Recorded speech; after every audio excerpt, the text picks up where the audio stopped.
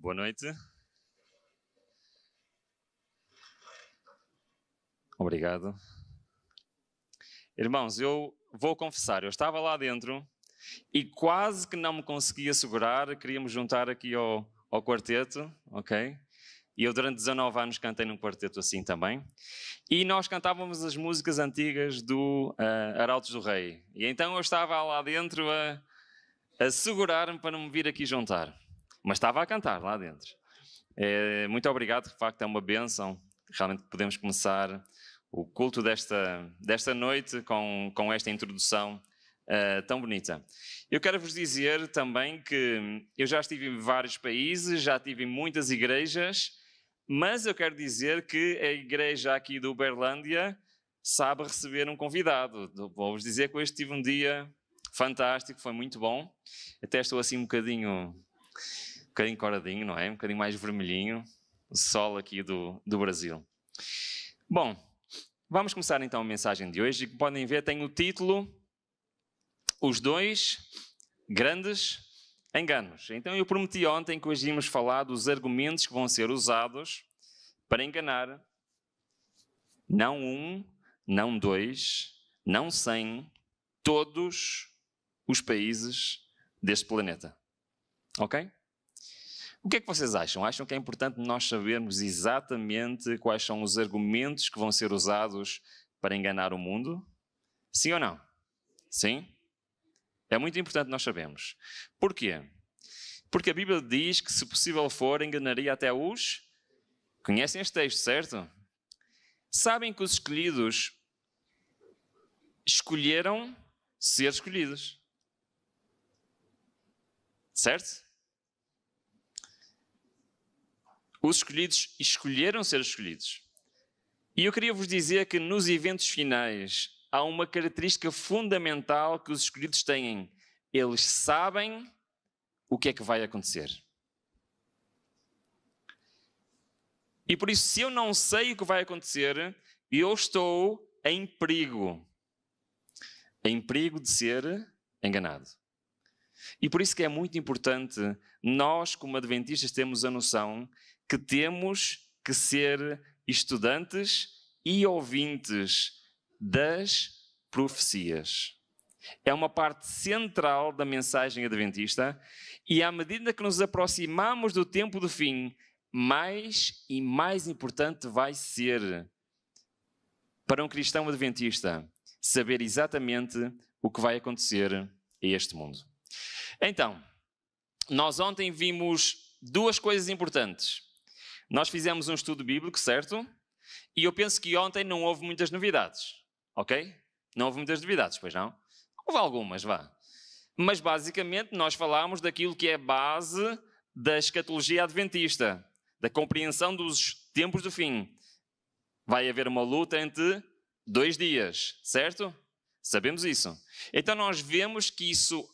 Pela Bíblia nós vimos que o selo de Deus vivo é o sábado, a marca da besta é o domingo, e vemos ali que existe a diferença entre o I e o O. Lembram-se o que é que isso quer dizer, não se lembram? Ok, muito bem.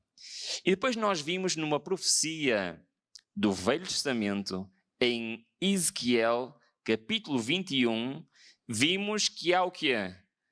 Uma linha do tempo contínuo de poderes perseguidores do povo de Deus, desde a altura de Israel até quando? Até à segunda vinda de Cristo, ok? E nós vimos essa linha de tempo e chegamos à conclusão que os dois poderes que vão estar juntos nas cenas finais, os principais serão Roma e os Estados Unidos, certo? Foi isso que nós vimos ontem. Mas eu queria fazer uma pergunta. Quando nós começámos a mensagem de ontem, eu disse-vos que o objetivo era nós conseguirmos, na Bíblia, chegarmos a estas conclusões. Conseguimos ou não? Sim? Ok. Agora eu quero vos dizer uma coisa que é, isto que para muitos outros cristãos parece uma invenção dos adventistas do sétimo dia, na realidade já aconteceu no passado. Então trata-se de uma repetição do que aconteceu no passado. Os personagens foram ligeiramente diferentes, mas o assunto foi exatamente o mesmo. Reparem, o que é que diz no final do versículo 14? E eu queria vos dizer que toda esta semana nós vamos estudar apenas 5 versículos do capítulo 13. Pode parecer muito tempo a falar sobre 5 versículos, mas digo-vos que vai valer a pena. Reparem, o que é que diz no versículo 13 e 14? Referindo-se aos Estados Unidos, e faz grandes sinais, de maneira que até fogo faz descer do céu à terra à vista dos homens, e engana os que habitam na terra com sinais que lhe foi permitido que fizessem em presença de Roma, dizendo aos que habitam na terra que fizessem o quê? Uma imagem a Roma que recebera uma ferida de espada e vivia. Certo? Então nós vimos naquela linha de tempo ontem que todos aqueles poderes caíram, certo ou errado? Mas há uma exceção. Há um poder que caiu em 1798 e que ressurgiu. E vai fazer parte então dos eventos finais. Mas então, se isto é uma imagem do que aconteceu no passado, o que é que vocês acham? Acham que é importante nós sabermos o que é que aconteceu no passado? Estão prontos para viajar um bocadinho pela história? Sim? Então vamos lá ver. Esta nossa história começa com este homem. Sabem quem é este homem? Foi provavelmente o imperador mais importante na história do cristianismo. O imperador Constantino, que viveu no século IV da nossa era. Não sei se conhecem a história deste homem, mas a história é muito interessante. Do lado esquerdo estão a ver uma placa que se encontra na cidade de Milão, lá no norte da Itália, numa pequenina igreja, que é a igreja de San Giorgio al Paso, e está esta placa a comemorar o Édito de Milão. Este Édito de Milão foi um édito muito importante na história do cristianismo e é o cumprimento de uma profecia do livro do Apocalipse, ok?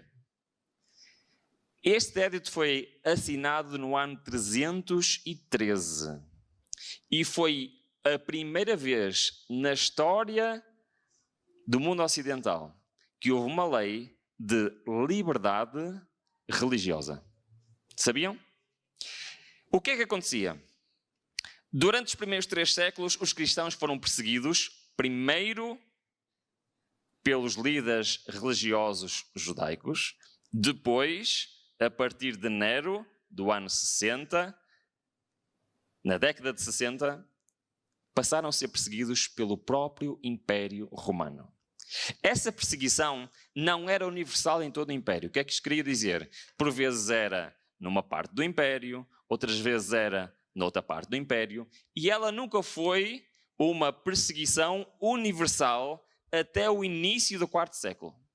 Durante 10 anos, de 303 a 313, houve a maior perseguição da história aos cristãos em todo o Império Romano. Milhares e milhares de cristãos foram mortos. Ok? E este homem, Constantino, no ano 313, numa altura em que havia 2 imperadores, ok? Um controlava uma parte, outro controlava outra, foi ter com o outro imperador chamado Licínio e fez uma proposta ao Licínio. Ó Licínio, então, andamos aqui a matar cristãos, mas eles são cidadãos exemplares, por que andamos a matar cristãos? E ele propôs ao Licínio dar liberdade religiosa em todo o Império. E sabem o que é que o Licínio disse? Parece-me uma boa ideia. E eles promulgaram este édito em, precisamente, 13 de junho de 313. E o imperador Constantino assegurou a tolerância e liberdade de culto para os cristãos, alargada a todo o Império Romano. Pela primeira vez na história do cristianismo, um cristão podia dizer: eu sou cristão, sem ter a sua vida em perigo. Os cristãos saíram dos esconderijos, os cristãos pela primeira vez puderam construir igrejas, puderam adorar em liberdade, e isto foi uma mudança radical do dia para a noite. O que é que vocês acham? Acham que, como adventistas, nós defendemos a liberdade religiosa, sim ou não? Sim. Mas isto é muito interessante porque este homem tem uma história peculiar. Ele, inicialmente, Constantino, passou a colocar-se sobre a proteção da divindade padroeira dos imperadores soldados do século anterior, Deus, Sol, Invictus. Alguém sabe como é que se adora o Deus Sol Invictus? Alguém sabe? Não? Precisamente no dia do Deus Sol Invictus. Alguém sabe qual é o dia do Deus Sol Invictus? É o Sunday, dia do Sol. Em português chama-se domingo. Ok? E ele era um adorador do Deus Sol Invictus. Para ele era o seu Deus principal. E isto nota-se na história da vida dele. Mas também ele é o primeiro imperador da história a considerar-se cristão. Ele supostamente converteu-se ao cristianismo. E por isso ele tentou logo do início dar liberdade religiosa aos cristãos. Porque ele acredita que conquistou o império pela ajuda dos Deus dos cristãos. Bom, vamos avançar um bocadinho na história. E ele já é o único imperador no império, ok? Tem uma boa relação com os cristãos. A sua mãe é uma cristã assumida, é Helena, e ele também se diz que é cristão. No entanto, ele faz algo de muito estranho no ano 321. Ele promulga uma nova lei. E essa lei tem um nome. Sabem como é que se chama essa lei? Decreto Dominical. Essa lei foi promulgada em... onde é que eu vou? Vou andar um bocadinho mais para a frente. Está aqui. Em 7 de março de 321. Reparem o que é que diz. Que todos os juízes, todos os habitantes da cidade e todos os mercadores e artífices descansem no... Não é só no dia do sol. É no venerável dia do sol. O que é que isso quer dizer? Que ele deve ser respeitado como tendo importância de veneração. Certo? Agora digam-me uma coisa. O que é que vocês acham? Agora é uma pergunta difícil, está bem? Já estavam com saudades das minhas perguntas, não estavam? Se todos os cristãos no século IV guardassem o domingo, isto seria um problema? Não? Não, claro que não. Mas se a maioria dos cristãos nessa altura ainda guardassem o sábado, isto seria um problema? Sim, concordam todos? Ok. O que é que diz os livros de história? Reparem bem. Tentem imaginar isto. Imaginem que a maioria dos cristãos no quarto século guardava o sábado. Como é que eles olhariam para esta lei? Apenas 8 anos antes, pela primeira vez, eles eram livres de fazer o quê? Serem cristãos, se reunirem, de terem o culto público, certo? E agora sai esta lei. O que é que acham que os cristãos reagiram? Se eles guardavam o sábado, como é que acham que eles reagiram? Vai começar outra vez o quê? A perseguição, certo? Muito bem. Então, a polémica foi tão grande que o Constantino teve que emitir um novo decreto a esclarecer o que é que ele na realidade queria fazer. E noutro livro de história, está ali a referência, se quiserem ver, diz o seguinte: embora alguns cristãos tenham usado o decreto como apoio à guarda do domingo, para tentar solucionar a polémica de guardar o sábado ou o domingo na igreja cristã, na realidade, o decreto não se aplica a quê? Aos cristãos e aos judeus. O que é que isto prova, irmãos? O que é que isto prova? Prova que a maioria dos cristãos no quarto século ainda guardava o sábado. Ok? Na realidade, se nós formos estudar a história, apenas em Roma e em Constantinopla havia cristãos que já guardavam o domingo. Todo o mundo cristão, no IV século, ainda guardava o sábado. Então, quando saiu o decreto dominical, eles pensaram o quê? Vamos voltar a ser perseguidos. Então, o que é que Constantino disse? Olha, não há problema nenhum.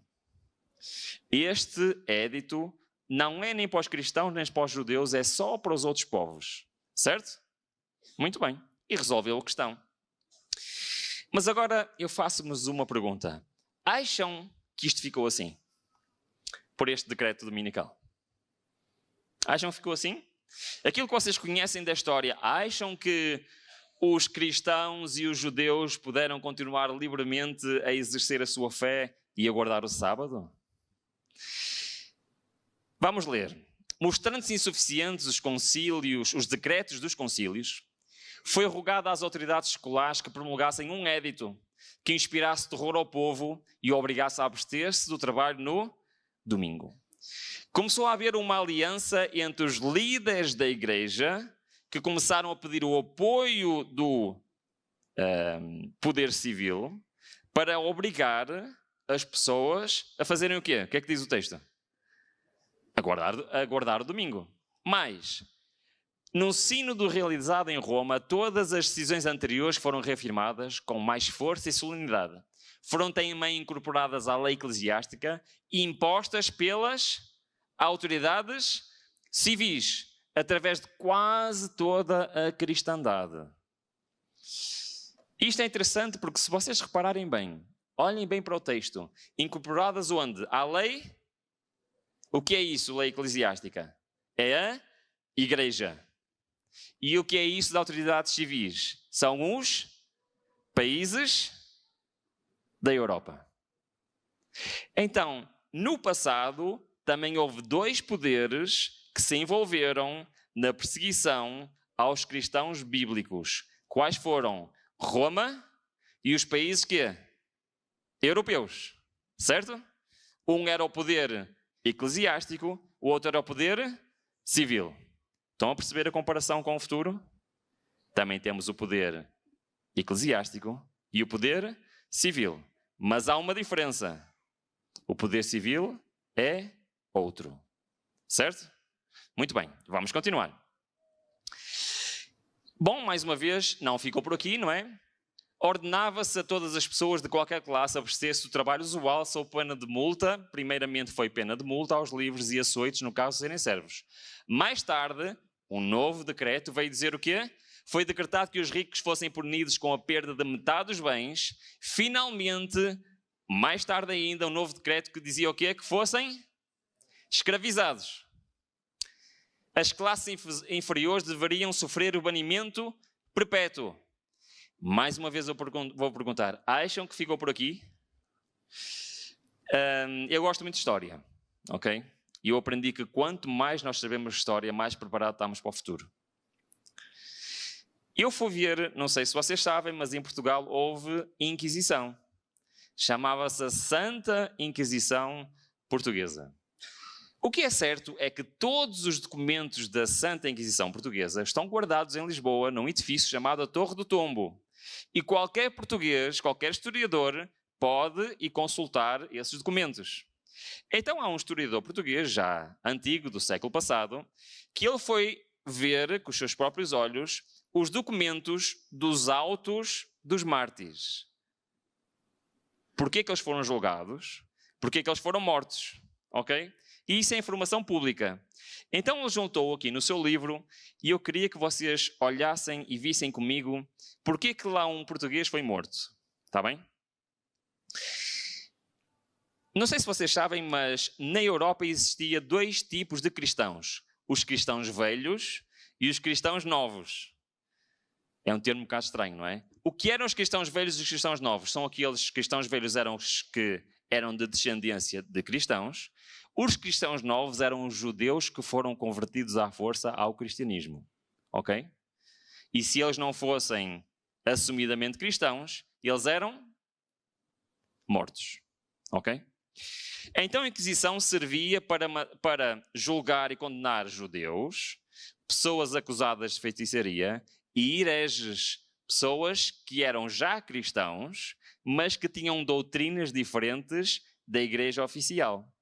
Que é o caso deste senhor.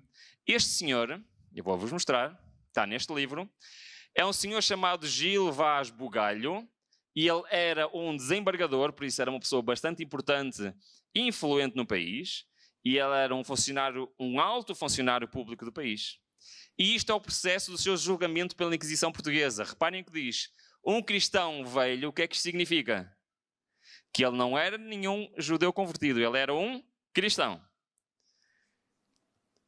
Acusado de práticas judaizantes pela Inquisição Portuguesa. Bugalho foi acusado de observar rituais e leis judaicas. E especificamente, porque é que ele foi morto? Ele é descrito como guardando o sábado de maneira semelhante aos judeus. E o que é que aconteceu a este nosso amigo? Foi morto. Então, se nós virmos aqui a sequência destes eventos, nós vamos entender que existiram 5 fases diferentes deste decreto dominical, ou se quiserem, 5 leis cada vez mais restritivas. A primeira era um descanso dominical que afetou os cristãos, sim ou não? Afetou os cristãos, sim ou não? Não. O que é que ele disse? Podem continuar, esta lei não é para vocês. Mas com o decorrer da história, foi isso que aconteceu? Não. Logo a seguir veio o quê?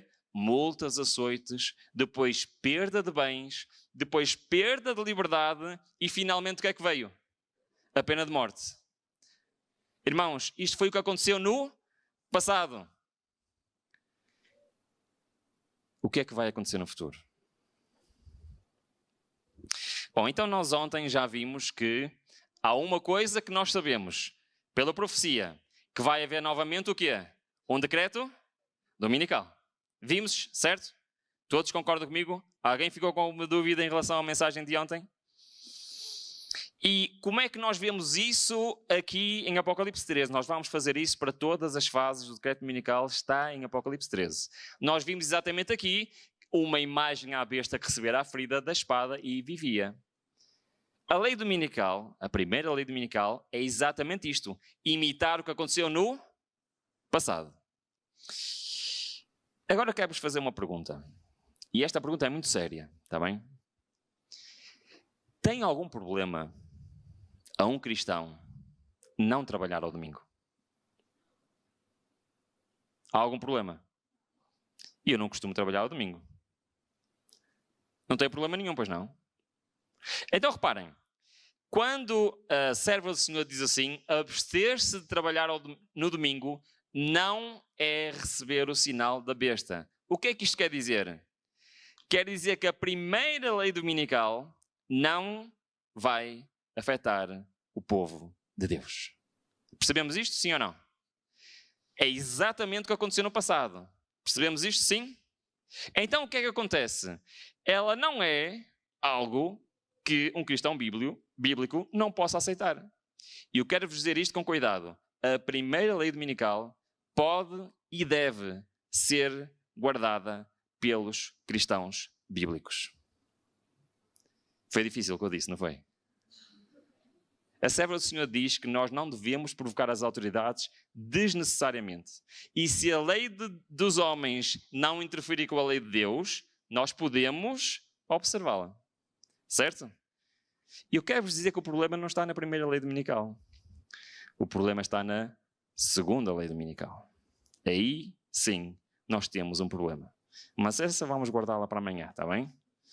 Vamos guardá-la para amanhã. Então, se trabalhar ao domingo não é receber o sinal da besta, amanhã vamos ver exatamente o que é receber o sinal da besta. Está bem? Pode ser? Sim? Ok. Então vamos lá.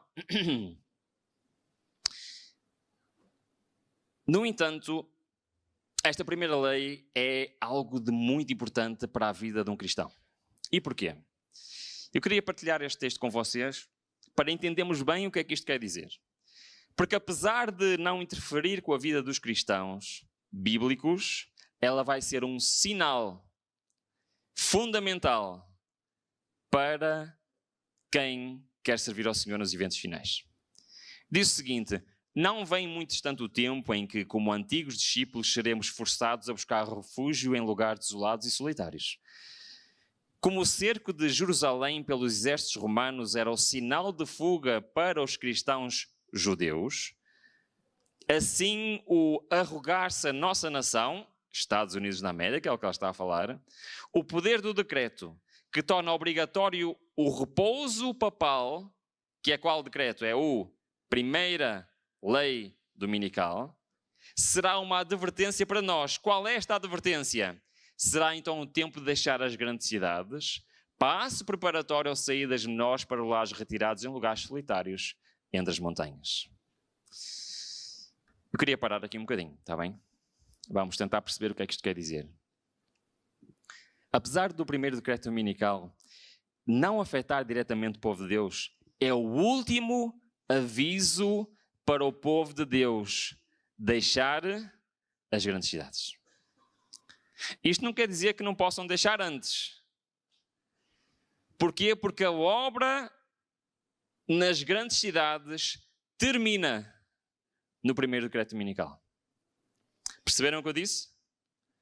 Hoje ainda tem que haver voluntariosos cristãos que possam fazer o seu trabalho missionário nas grandes cidades, sim ou não? Porquê? Porque o ministério nas grandes cidades ainda não terminou. Mas quando virmos os Estados Unidos a assinar o decreto em que obriga os seus cidadãos a parar no domingo, isto significa o aviso de Deus para o seu povo. A partir de agora, não é seguro estares nas grandes cidades. Certo? Estou a interpretar bem o que está lá escrito? Sim? Ok. Vamos então continuar. Então, esta primeira lei dominical, o descanso ao domingo, como no passado, não tem consequências diretas para o povo de Deus, mas é um sinal para abandonar as grandes cidades. Então, nós já vimos que os poderes por trás desta lei são estes: Roma e Estados Unidos. Agora a pergunta é a mais importante. Como é que eles vão convencer todo mundo a embarcar nesta ideia mirabolante? Isto é muito interessante, porque, ao contrário do passado, e eu aqui quero vos dizer que a história vai se repetir, mas tem duas diferenças grandes. E isto é muito importante nós sabermos. A primeira diferença é que no passado eram leis religiosas. No futuro não vão ser leis religiosas. Já vou explicar o que é que isto quer dizer. A segunda diferença é que no passado isto demorou séculos. A primeira lei dominical foi em 321. A Inquisição que matava os cristãos que queriam seguir a Bíblia foi só no século XII que se iniciou. Perceberam? Esta evolução cada vez mais difícil das leis demoraram séculos no passado. No futuro, não vão demorar séculos. Perceberam as duas grandes diferenças? Sim? Então agora vamos ver quais são os argumentos. E faz grandes sinais, de maneira que até o fogo faz descer do céu à terra à vista dos homens. E começa o versículo 14 que diz o seguinte: e que? O quê? Enganava os que habitam na terra. Então, a lei dominical no futuro vai ser à base do engano. Não vai ser uma lei religiosa. Vai ser uma lei mascarada de outros argumentos e assim vão conseguir enganar o mundo. E eu queria partilhar com vocês quais são as ideias e os argumentos por trás disto. E esta fotografia é uma fotografia icónica. Não sei se já viram alguma vez esta fotografia. Esta fotografia foi, isto é do Washington Post, esta notícia, e é do ano 2017, já lá vão alguns anos. Mas ela é marcante pelo seguinte: temos os dois poderes representados da profecia, certo? E o que é que um está a entregar ao outro? O Papa Francisco está a entregar um documento ao Donald Trump. Este documento é o que está ali, Laudato Si. Sabem o que é que isto quer dizer? Hein? Roma está a tentar dar a quem? Aos Estados Unidos o quê? Olha, é isto que nós queremos que vocês façam, ok? Acham que é importante a gente saber o que é que está naquele documento? Sim? Vamos lá ver? Então vamos lá ver. Primeiro é apresentado neste documento 2 grandes problemas que o planeta tem e depois é apresentada a solução para esses 2 grandes problemas. Diz o seguinte, à medida de cada um... Desculpem, há necessidade de cada um se arrepender do próprio modo de maltratar o planeta.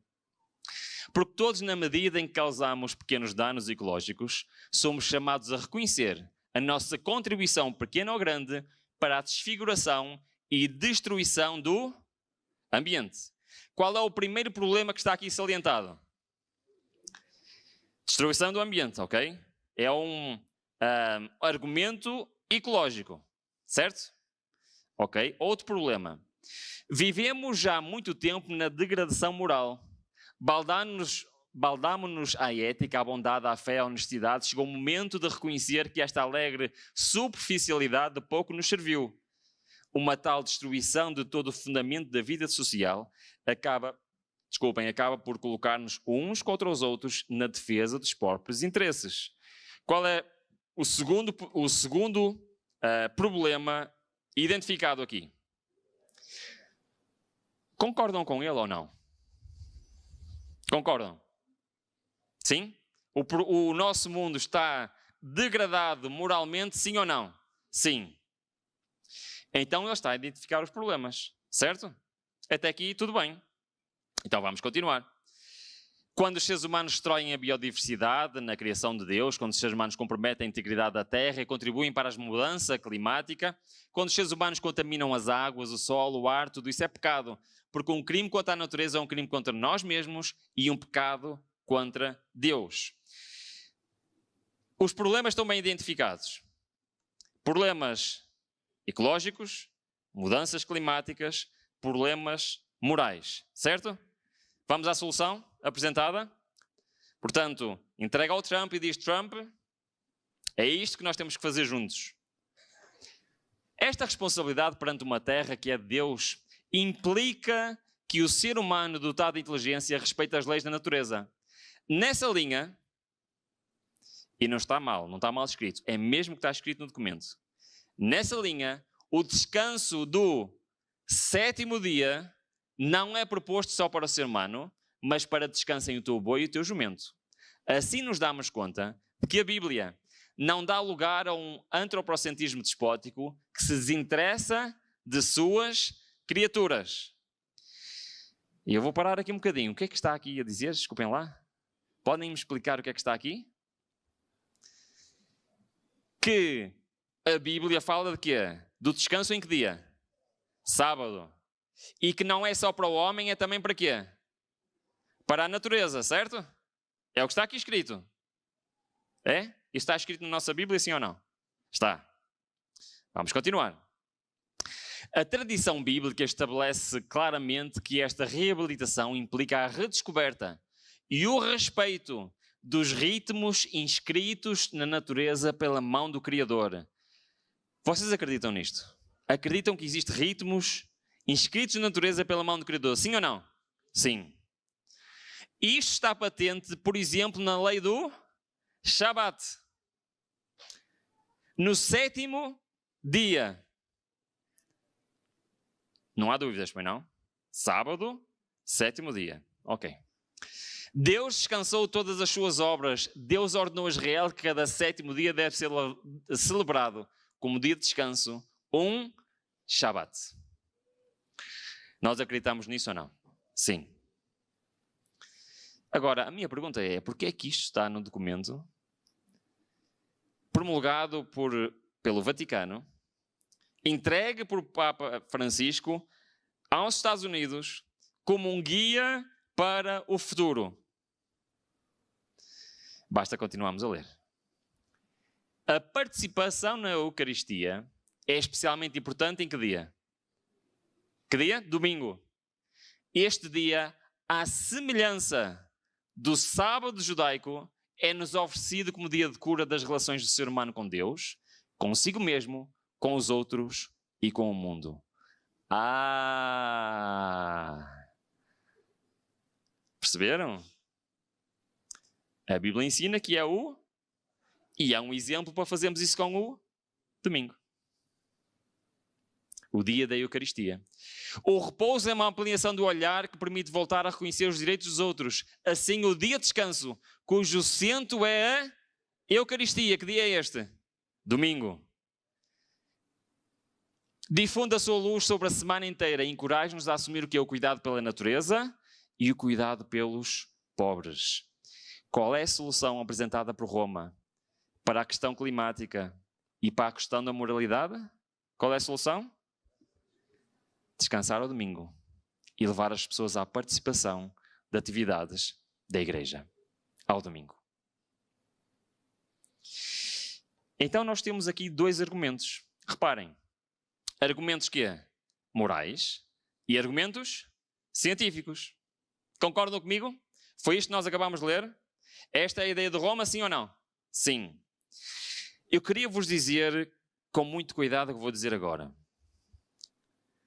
Se nós ainda não lemos este livro, se calhar não estamos ainda prontos para o que vai acontecer. Está bem? Não quero aqui dizer mal de ninguém, está bem? Mas eu desafio a cada um de vocês, se ainda não leram este livro, que possam ler. Eu já li este livro mais do que uma vez. E eu digo-vos que há capítulos deste livro que eu já li muitas vezes, já estudei muitas vezes. E mesmo ao fim de muitas vezes, isto que vos vou apresentar aqui, sempre me passou ao lado e eu nunca tinha percebido que lá estava escrito. Até um dia, uma igreja me pediu para fazer uma mensagem sobre um capítulo específico deste livro. E foi uma bênção para mim, sabem porquê? Porque eu li lá uma coisa que já tinha lido tantas vezes e nunca tinha percebido. Num desses capítulos ela está a falar sobre a lei dominical. Agora reparem bem o que é que ela diz. Esta mesma classe apresenta a alegação de que a corrupção que rapidamente se alastra é atribuível em grande parte à profanação do descanso dominical. E que a imposição da observância do domingo melhoraria o quê? Grandemente o quê? Foi o que acabámos de ler ou não foi? O que é que diz no grande conflito? Que um dos argumentos que vai ser usado é qual? A restauração de quê? Da moralidade. Se o domingo for estabelecido, é uma oportunidade de resolvermos o problema moral da sociedade. Como é que ela poderia saber que isto ia estar escrito num documento em 2017 entregue ao Presidente dos Estados Unidos? Não é? As bênçãos que nós perdemos em não ler o espírito da profecia. Mas não fica aqui o texto continua, reparem. Insiste nisto, especialmente na América do Norte, onde a doutrina do verdadeiro sábado tem sido mais amplamente pregada. Mas ela continua. Nesta geração, muitos há cujos olhos se tornam ofuscados pelo resplendor das especulações humanas, da falsamente chamada ciência. Não percebem a rede e nela caem tão facilmente como se tivessem os olhos vendados. Os homens exaltam as suas próprias teorias acima da palavra de Deus. Pode então a inteligência causar maior dano que a ignorância. Assim a falsa ciência da atualidade, que mina a fé nas Escrituras, mostrar-se-á tão bem sucedida para preparar o caminho para a aceitação do papado, como fez o formalismo aprazível, como fez a retenção do saber, ao abrir o caminho para o seu engrandecimento na Idade Média. O que é que ela está a dizer aqui? Qual é o outro argumento que vai ser utilizado no tempo do fim? É o quê? Ciência. Era isso que estava no documento que nós lemos ou não? Não acham que isto é incrível? Exatamente, Deus já nos disse há muito tempo atrás o que é que ia acontecer. A minha pergunta é, será que nós sabemos isto? Então os dois grandes argumentos que vão convencer o mundo a parar um dia por semana são quais? Temos que resolver a imoralidade deste país, temos que resolver a questão climática. Um argumento moral e um argumento científico. E agora vou fazer uma pergunta, está bem? Já ouviram falar destes argumentos na comunicação social? Acham que eles estão a ser pregados a todo mundo, já hoje, sim ou não?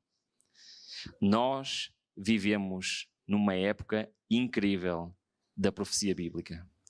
Nós vemos todos os dias à nossa volta as profecias a se cumprirem. A minha pergunta é, será que nós estamos a reparar nisso? Será que nós estamos a reparar de que aquilo que se passa à nossa volta está a preparar o mundo para aquilo que vai acontecer em breve? Se nós vivêssemos há 50 anos atrás, irmãos, nós podíamos acreditar nestas profecias, mas não tínhamos os sinais evidentes à nossa frente, como temos hoje. Concordam com o que eu estou a dizer, sim ou não? Estes são os dois grandes argumentos. Eu queria terminar com um texto que se encontra no livro de Sofonias. E até desafio os irmãos que possam abrir as vossas Bíblias, embora eu tenha o texto ali, ainda não vou mostrar. Porque este texto é um alerta. E porquê que é um alerta? Eu uma vez ouvi um irmão a dizer o seguinte: quando eu vir estas coisas acontecerem, eu vou me preparar, eu vou acreditar. E sabem qual é o problema deste tipo de raciocínio que muitas vezes nós como cristãos temos até subconscientemente? Acham que quando estas coisas começarem a acontecer, é a altura então de nós nos prepararmos? O que é que vocês acham?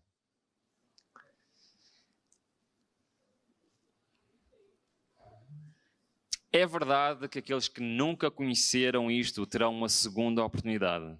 É verdade. Mas aqueles que hoje conhecem isto não terão uma segunda oportunidade. Isso é um tema que nós não vamos ter tempo de falar, mas é uma profecia bíblica que fala exatamente isso. E por isso eu quero vos dizer com muita clareza: o dia de preparação para os eventos finais é hoje. É hoje que eu me tenho que consagrar ao Senhor. É hoje que eu tenho que estudar as profecias. É hoje que eu tenho que meter na minha mente, no meu coração, de que aquilo que a Bíblia diz que vai acontecer 100% como está descrito na palavra de Deus. E Deus enviou-nos tantos avisos. Deus mostra-nos pela história, mostra-nos pela sua palavra, mostra-nos pela revelação profética do Espírito de profecia. Que mais nós precisamos, irmãos? Se fosse só pela história, eu até podia ter alguma dúvida: será que isto vai acontecer outra vez? Se fosse só pela Bíblia, eu podia dizer: se calhar eu estou a interpretar mal o que está aqui escrito. Mas lembram-se que eu ontem vos disse que havia 3 maneiras de nós interpretarmos a profecia, não se lembram? História, Bíblia, revelação profética. Todas as 3 dizem exatamente o mesmo: isto vai acontecer. Isto não é uma invenção da Igreja Adventista do Sétimo Dia. Isto é uma doutrina bíblica, histórica e profética. E a pergunta é: a coisa mais triste que pode haver neste mundo é eu saber a verdade e ser enganado. Se eu não sei a verdade, é provável que eu seja enganado. Mas eu posso estar no sítio certo, na altura certa, e não aproveitar o privilégio que eu tenho e me preparar para as cenas que vão acontecer. E o que é que nos diz esta profecia? Reparem bem, esta profecia está a falar nos eventos finais. Esta profecia não era para o tempo de Israel. O que é que diz? Concentra-te. Está a falar para mim. Está a falar para cada um de vós. Examina-te. Ó nação que não tens pudor, essa nação somos nós. E o que é que diz a seguir? Antes que saia o decreto, pois o dia se vai como a palha, antes que venha sobre ti o furor da ira do Senhor. Foi aquilo que estudámos ontem. Apocalipse capítulo 7, versículo 1 a 3. Sim, antes que venha a ti o dia da ira do Senhor. Esse dia vai chegar. Quer eu esteja preparado, quer eu não esteja. Todas estas coisas vão acontecer. Quer eu esteja preparado, quer não esteja. Mas, irmãos, não podemos dizer que o Senhor não nos avisou. E ele até disse especificamente quais seriam os argumentos que iam ser usados. E nós podemos ver com os nossos próprios olhos, ouvir com os nossos próprios ouvidos, e estes argumentos a serem postos perante nós diariamente. Nós podemos diariamente ver as profecias a se cumprir. E por isso eu quero rogar a mim e a cada um de vocês. Está na altura de nós despertarmos. Está na altura de nós não olharmos para a profecia como algo que vai acontecer. Está na altura de vivermos como se isto fosse acontecer. Perceberam o que eu disse? Perceberam a diferença? Está na altura de eu apenas saber e continuar a viver a minha vida normalmente. Está na altura de eu viver como se eu tivesse 100% de certeza que isto se aproxima, porque a palavra de Deus não falha. Que o Senhor nos possa abençoar e que nos possa continuar a dirigir na aventura profética. E eu quero vos dizer que amanhã vamos ver mais um aspecto que vai servir como argumento para a segunda lei dominical. E essa sim, irmãos, vai haver um problema para quem quer continuar fiel à palavra de Deus.